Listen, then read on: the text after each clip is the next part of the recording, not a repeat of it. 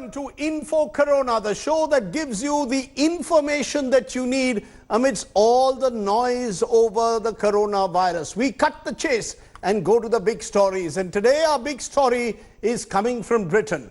With British Prime Minister Boris Johnson's condition worsening yesterday, Britain has plunged into a harrowing new phase in its struggle against the coronavirus. After battling COVID-19 for 10 days, the British Prime Minister has been moved to the intensive care unit at the St. Thomas Hospital. Boris Johnson is the first leader of a major power to be hospitalized for the new coronavirus. It's our top story on Info Corona. On Tuesday, Britain woke up to the news of its Prime Minister Boris Johnson's worsening coronavirus symptoms. 55-year-old Johnson was admitted to St. Thomas's Hospital late on the 5th of April after suffering persistent coronavirus symptoms, including a high temperature and a cough for more than 10 days. On Monday, the British PM tweeted that he was in good spirits. However, his condition rapidly deteriorated. Although he had received oxygen, his office said that he was still conscious. It's quite unsettling for the people of Britain to learn that their own Prime Minister has ended up in the ICU. ICU, I may just remind, in UK does any medication for COVID-19.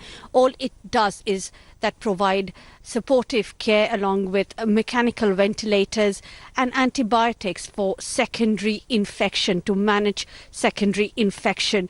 Now, many believe that in the 10 days that Prime Minister Johnson remained indoors, he kept on taking cabinet meetings and he kept on leading the government on COVID-19, and that must be his undoing. The overworking part could be his undoing as well, and one really hopes that the initial start that UK made on herd immunity has not been another undoing, and many lives don't have to pay with it. But as of now, wishes pouring in for Prime Minister Johnson.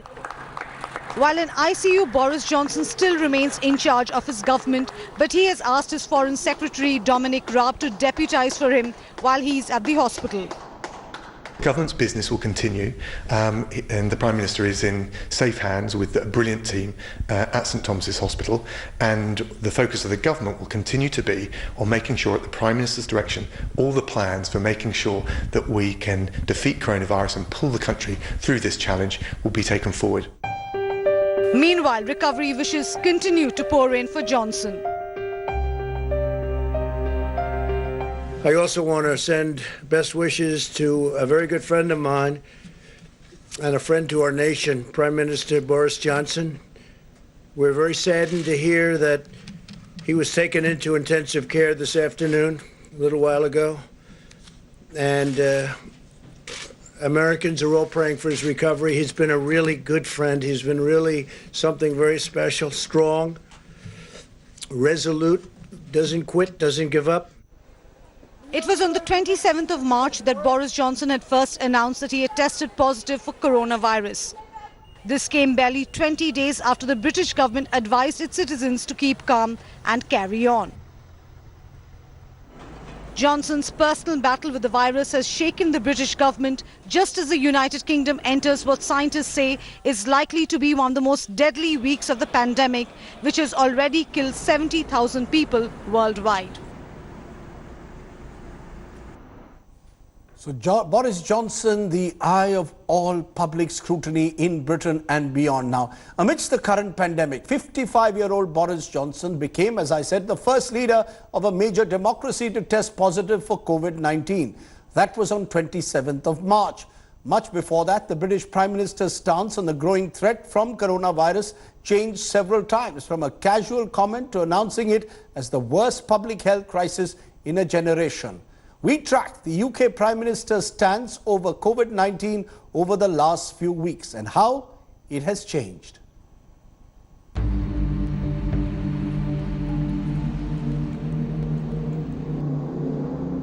Across the world, Britain was being criticized for the approach it took in the early days when COVID-19 was spreading and bringing several European countries to a halt.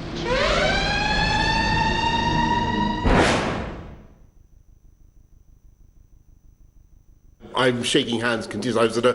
I was at a hospital the other night where I think there were actually a few coronavirus patients, and I shook hands with everybody. You'll be pleased to know, and I continue to shake hands. And I think it's very important that people obviously can make up their own mind. There's been a change of advice on Italy, I believe, but basically we're saying wash your hands and business as usual. We're still in the contain phase. Obviously, we're looking at the preparations we need to make now for delays.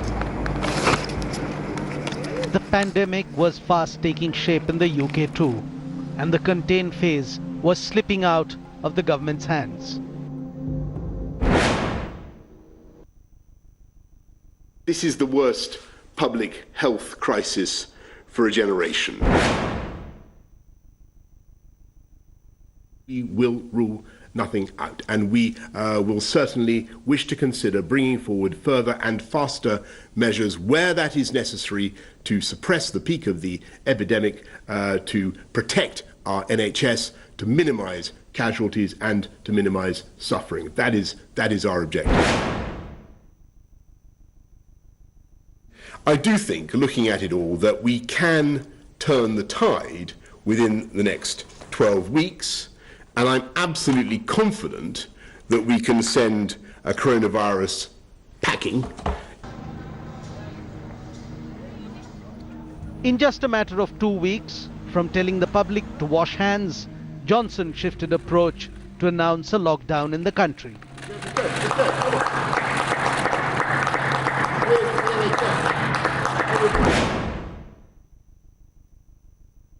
You may think that you're invincible, but there is no guarantee that you will get mild symptoms, and you can still be a carrier of the disease and pass it on to others. So that's why, as far as possible, we want you to stay at home.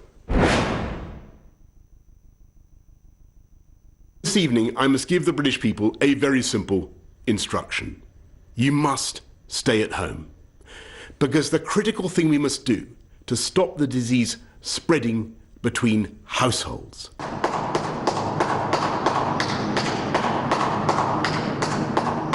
After 3 days, the Prime Minister himself tested positive for COVID-19. Okay, thanks, NHS, thank you. Developed mild symptoms of the coronavirus, that's to say a temperature and a persistent cough, and on the advice of the Chief Medical Officer I've taken a test that has come out positive. A sad day, 563 more cases, a record in a single day. Our thoughts go out to the families of the victims, all their friends. But let's be in no doubt that if we can follow the programme that we're currently set upon, if we can comply with the measures that we've embarked on together, then I've absolutely no doubt that we will begin to start to push those numbers down. Boris Johnson, as I said, we wish him well and a speedy recovery.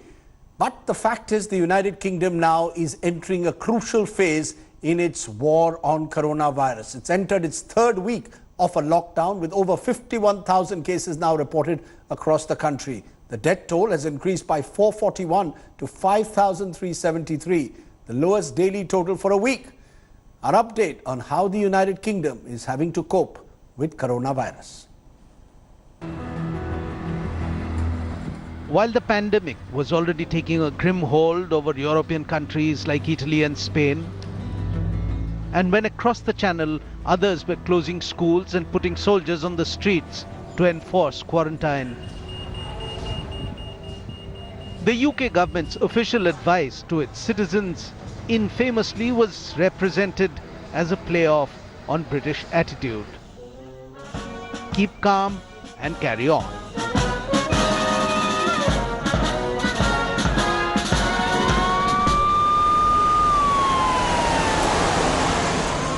Today, there are over 51,000 people who have tested positive in the UK.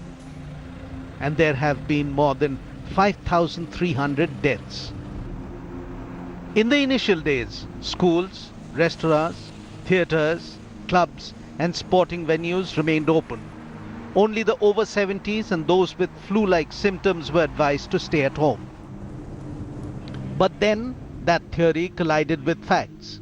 By 6th of March, coronavirus cases in the UK had surged past 115 and the first death was recorded. Another 10 days went past and the UK government started facing calls from the public and scientific community to take more drastic measures to combat the new coronavirus. It was then that drastic action was finally taken, which is now in its third week.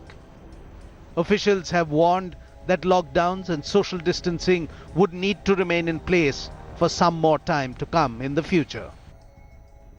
We're all watching these numbers very, very carefully, and we're very much hoping that what's going to happen next is they will at least stop rising. Meanwhile, with the deaths mounting and with number of confirmed cases increasing, Britain's famed National Health Service, NHS, is under tremendous strain. So we're deploying the diplomatic network right around the world to source and buy ventilators and protective equipment so that we can reinforce the NHS frontline here at home. Over the past month, the British Prime Minister, who is now himself in the ICU, had faced criticism for his government's lax response to the pandemic. But with the situation having really turned and everyone on the British Isles waiting for the virus infestation to reach its peak and then flatten out, experts say that the coming week to 10 days are still going to be critical before the turnaround can possibly begin. And joining us now is our London correspondent Lavina Tandon. Lavina, appreciate your joining us. Since the last 24 hours, Boris Johnson, the centre of a lot of reporting across the world. We're getting reports that he is not on a ventilator even as he is in ICU. Can you bring us up to speed with the very latest, Lavina? Yes, indeed, Rajdeep. He is not on mechanical ventilator. An oxygen mask has been used on him. He does not have pneumonia and, of course, therefore, quite far away from non-invasive breathing, which means that he's just requiring oxygen to breathe, but he's not gone to the second stage, which is the mechanical ventilator, when a person starts breathing and the breath is finished with the help of the ventilator. And the third stage and the most severe stage is when the person is completely paralyzed and a tube is run down his throat and the lungs have almost collapsed and the entire breathing is done artificially with the help of the machine. So he's far away from that. Thankfully, as we know now, according to the 10 Downing briefing, that he's just taking oxygen. So that is good news, but there are a lot of other questions that all this leads to, because there is, on the 16th of April, the entire lockdown was to be reviewed. Now, yes, Foreign Secretary Dominic Raab is leading the government as of now. He can call the military if required. That's what is in his remit. He cannot fire or hire anyone, but he cannot meet the Queen, because Queen gets an update every week. That cannot happen in the absence of Boris Johnson. So just to give an example in a snapshot of many very, very important decisions to be taken. Yes, the strategy has been set by Boris, but this week is crucial because just after this Easter weekend, UK is looking at a peak. So there is a big question mark. What happens to the government? Who will lead it when Dominic Raab, for example, falls down? So there is a whole list, but yes, a lot of questions. One of those questions, Lavina, is that till a few days ago, we were told Boris Johnson had mild symptoms. When did these mild symptoms suddenly turn so severe that he had to be admitted to ICU? What went wrong?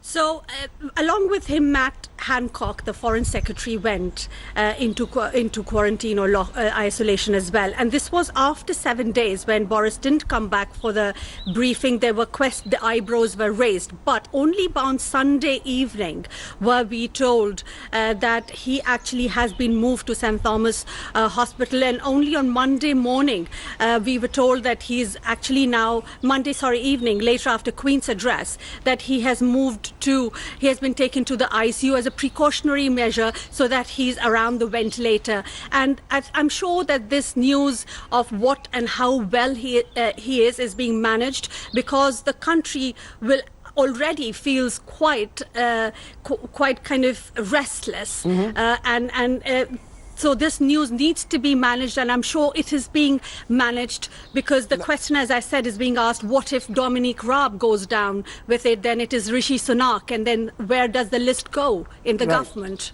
The decisions have to be made. In general, Lavina, give us a sense in the UK at the moment, not just with Boris Johnson, but the fear, of course, that the cases could peak in a few days. Is there fear? Is there anxiety? What is the mood at the moment in the United Kingdom? Do they fear that the UK could go the way of Italy or Spain?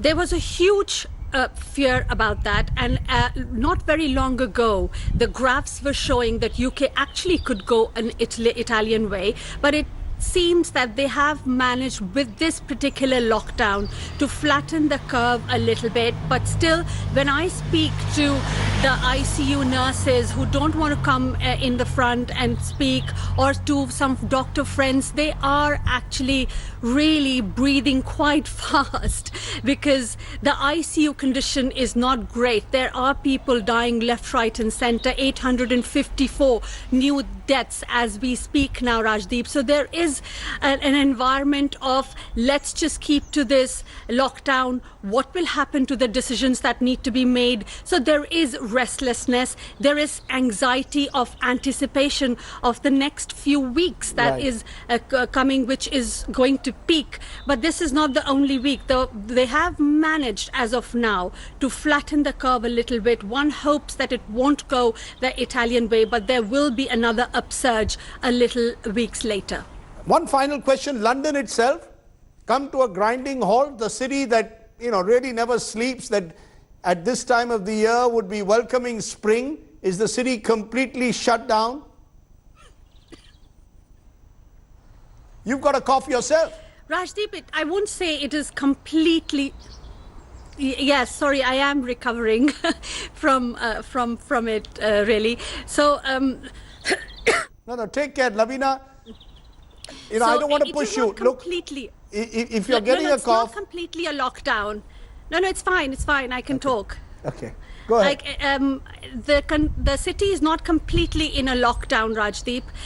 People are able to go out and get their daily essentials if they wanted. They are allowed to go out to the park for 1 hour, but a lot of them are not doing that. And more we see the social media, more and more we see NHS people coming out and saying, we are really struggling, please don't go out. That is having an effect on the people. So yes, the country is quite under lockdown, but you can see people going around at the city is at a very slow pace, if I can say, but not complete when not one individual on the road. Now that's not the situation here actually, Rajdeep. Right. I can't imagine London without its people and the sheer energy of that city. Lavina Tandon, you stay safe. Thanks very much for joining me there from London with the very latest. Lavina, who herself has been recovering from a mild cough. It's time for a short break. On the other side of it, we have a report on all the United Kingdom celebrities who've tested positive and how they fought their individual battles against the pandemic.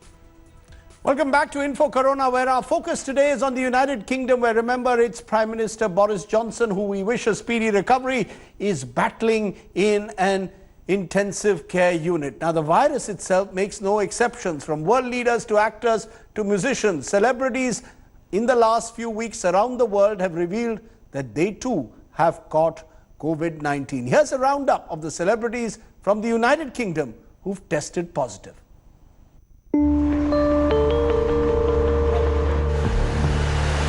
Of all those in the UK who tested positive for COVID-19 in the last few weeks, the one that has made it to the headlines across the world was first that of Prime Minister Johnson, but before that, it was the news about Prince Charles, the 71-year-old heir to the British throne.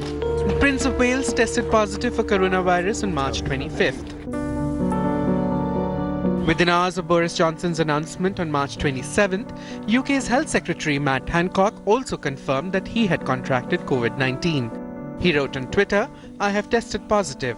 Thankfully, my symptoms are mild and I'm working from home and self-isolating." Subsequently, Hancock tested negative and came out of isolation on April 2nd. When on 17th March, British actor Idris Elba confirmed he had contracted COVID-19 on Twitter, he was one of the first globally known British celebrities to reveal his positive test result. Back then, the actor said he felt fine and had no symptoms. Mid-March, London-based actress Olga Kurylenko, well known for her portrayal as a Bond girl, announced on social media that she too had contracted the virus. English professional footballer Callum Hudson-Odoi, the Chelsea winger, also tested positive. On Monday, 59-year-old John Taylor, the Duran Duran bassist, revealed on social media that he had contracted coronavirus 3 weeks ago and had since recovered.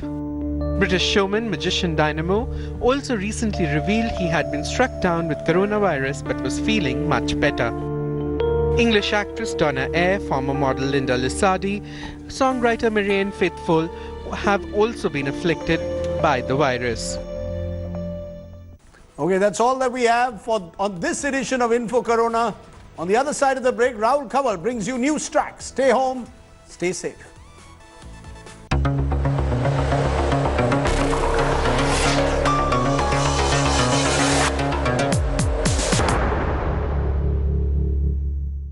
Hello everyone, this is Rahul Kanwal here. Hope you enjoyed this video. For the latest news and analysis, like and subscribe the India Today YouTube channel and don't forget to press the bell icon to stay updated.